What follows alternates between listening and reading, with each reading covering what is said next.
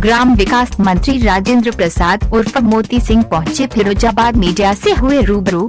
किसान प्रधानमंत्री जी की बात से पूरी तरह सहमत हैं। कुछ कथा कथित बिचौली जो उनका शोषण करके अपनी तिजोरी भर रहे हैं, उनके अलावा और कोई नहीं। आज प्रधानमंत्री जी का जो संबोधन था वह 1.5 घंटे का अपने आप में एक ग्रंथ था और हिंदुस्तान के किसानों को संतुष्ट करने का वक्तव्य था। पूरी दुनिया ने उनको सुना है और उसे सराहा है, और जो बिचौलियों से हमारी आमदनी बचेगी वह किसानों के काम में आएगी और उनको दोगुना करने में मदद करेगी। यह प्रधानमंत्री जी ने संकल्प लिया है। जो आप कह रहे हैं वह बिल्कुल नहीं है। किसी भी किसान ने न कोई विरोध किया है और न कोई बहिष्कार किया है।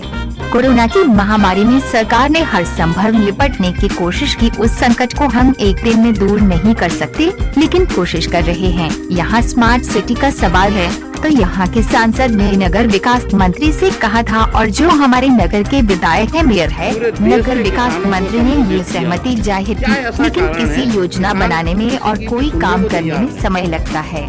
किसान प्रधानमंत्री की बात से पूरी तरह सहमत है। कुछ तथाकथित बिचौलिए जो अभी तक किसानों का शोषण करके अपनी तिजोरी भर रहे थे, उनके अलावा किसी को कोई कठिनाई नहीं। आज प्रधानमंत्री का 1.5 घंटे का संबोधन अपने आप में एक ग्रंथ था और हिंदुस्तान के किसानों को संतुष्ट करने वाला वक्तव्य था।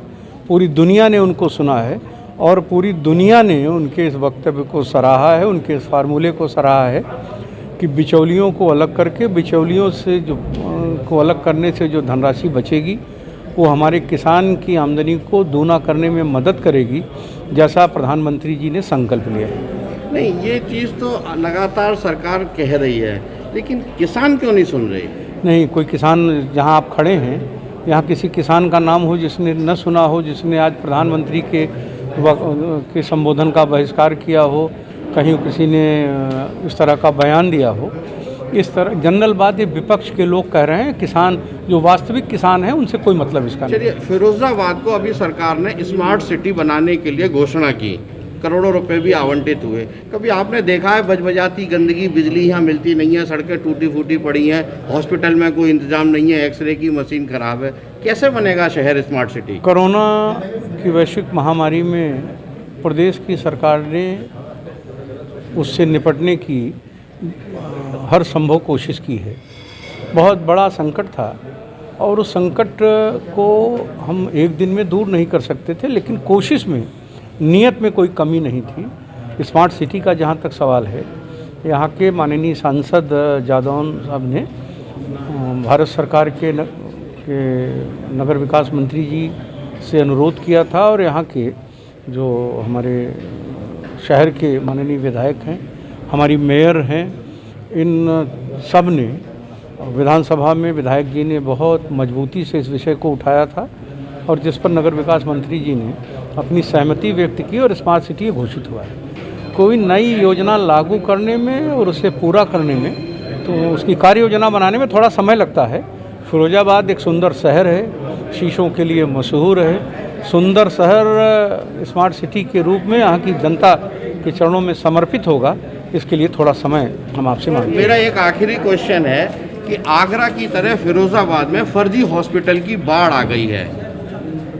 भ्रष्टाचार इस कदर है कि किसी के ऊपर कार्रवाई नहीं होती।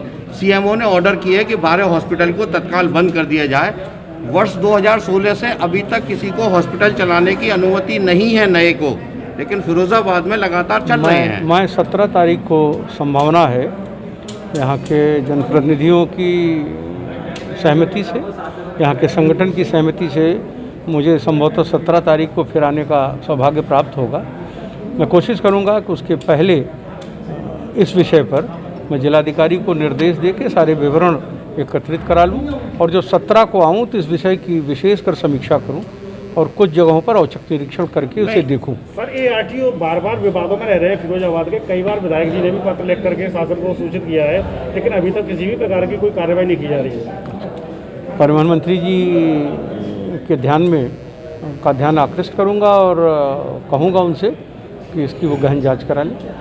अच्छा, एक सर आखिरी क्वेश्चन है मेरा आप यहाँ पे इस समय हैं और फिरोज़ाबाद जनपद के आसपास के किसान आंदोलित नहीं हैं या यहाँ उतने बड़े संगठन भी नहीं हैं। जो लोग घरों में किसान काम करते हैं, छोटे किसान हैं जिसके पास 2 बीघा 4 बीघा है, उनको आप आश्वस्त करेंगे इस नियम के बनने से, कानून बनने से उनको फ़ायदा मिलेगा? मैंने स्पष्ट रूप से कहा है, उन्हीं के लिए जो मझोले किसान हैं, जो लघु सीमांत कृषक हैं, जो भारत किसान के रूप में भारत के उस अन्न भंडार की आत्मा है, उन्हीं का भला होगा, उनकी संपन्नता बढ़ेगी, उनकी आर्थिक स्थिति मजबूत होगी।